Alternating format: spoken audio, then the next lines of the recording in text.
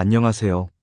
오늘은 나이 들수록 더 중요해지는 삶의 태도, 바로 마음을 비우는 법에 대해 이야기해 보려 합니다. 우리는 인생의 전반기엔 참 많은 것을 채우며 살아왔습니다. 학창 시절엔 성적을, 사회에 나와서는 지위를, 가정을 꾸리고 나선 책임과 사랑을, 그리고 무엇보다 내가 잘 살고 있다는 증거들을 늘어놓으며 버텼죠. 자식에게 존경받는 부모가 되어야 한다는 부담, 친구들 사이에서도 여전히 활기차고 당당한 사람이어야 한다는 기대, 이 모든 것이 어깨를 누르고 있었습니다. 그런데 어느 순간 몸이 먼저 변화를 말해옵니다. 예전 같지 않은 체력, 잔병치레 하나도 훨씬 크게 느껴지는 피로, 그리고 무언가를 해도 예전만큼 큰 의미가 느껴지지 않는 마음. 그때 우리는 비로소 알게 됩니다. 이제는 채우는 것이 아니라 비우는 것이 더 중요하다는 사실을요. 하지만 이 마음 비우기는 생각보다 어렵습니다. 무엇보다 자식에 대한 걱정은 쉽게 놓아지지 않죠. 아들이나 딸이 30이 넘어도 여전히 마음속에선 어릴 적 그 모습이 선합니다. 아직은 부족하고 덜 자란 것 같고 우리가 조금 더 챙겨줘야 할 것 같은 마음이 드는 건 당연합니다. 그런데 이제는 그들을 조금 놓아줄 필요가 있습니다. 그들이 어떤 선택을 하든 그것은 그들의 몫입니다. 부모가 계속 간섭하고 조언을 쏟아내는 것은 결국 자식의 선택을 지연시키고 독립적인 삶을 방해할 수도 있습니다. 가령 자녀가 안정적인 직장을 그만두고 새로운 일을 하려 할 때 우리는 본능적으로 말리고 싶어집니다. 그 나이에 왜 새로운 걸 하려고 하니? 이제 좀 자리를 잡을 때도 됐잖아. 하지만 정말 필요한 건 조용한 응원일지도 모릅니다. 가만히 들어주고 그 선택을 존중해주며 결정에 대한 책임을 믿고 맡기는 것. 그것이 마음을 비우는 첫 번째 연습입니다. 실천이라고 하면 거창할 것 같지만 하루 한 번은 자식 문제에서 손을 떼는 연습. 내가 개입하지 않아도 잘 살아갈 거라는 믿음을 스스로에게 말해주는 것만으로도 마음이 많이 가벼워집니다. 건강에 대한 걱정도 피할 수 없는 부분입니다. 조금만 움직여도 숨이 차고 아침에 일어날 때마다 몸 여기저기가 뻐근하고 병원 가는 일이 일상이 되어버리는 나이. 하지만 걱정만으로는 아무것도 바뀌지 않습니다. 오히려 지나친 염려는 건강을 더 해칩니다. 중요한 건 불안을 관리하는 능력입니다.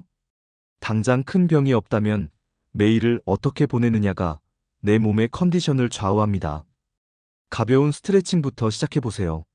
아침에 일어나 침대 가장자리에 앉아 다리와 팔을 천천히 움직여주는 것만으로도 몸은 긴장을 풀고 활기를 얻습니다. 바깥 공기를 들이마시며 걷는 시간도 무척 중요합니다.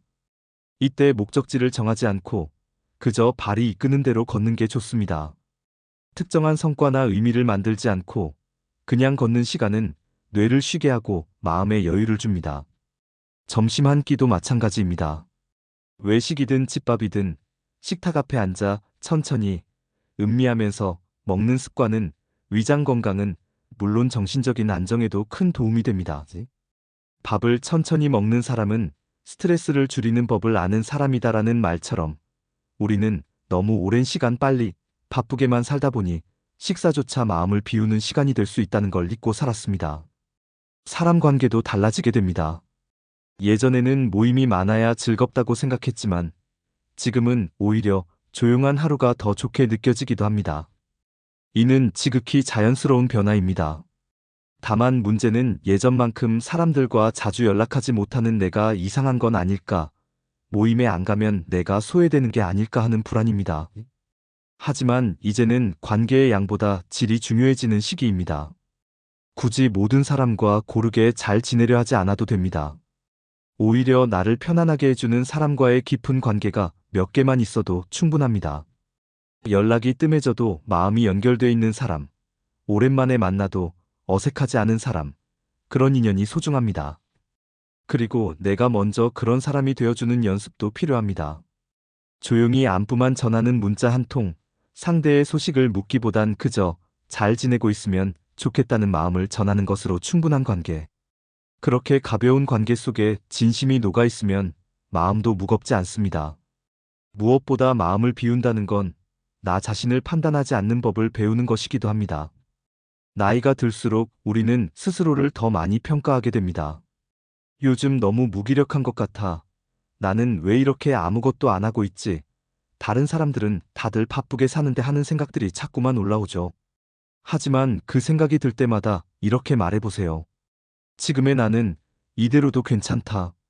하루 중 몇 번이라도 스스로에게 따뜻한 말을 건네보세요. 오늘 아침에 일어나서 씻고, 밥 차려 먹고, 약 챙겨 먹은 것도 잘한 거야. 밖에 나가 산책한 것도 잘한 일이야. 그렇게 자신을 칭찬하는 습관이 자존감을 서서히 회복시켜줍니다.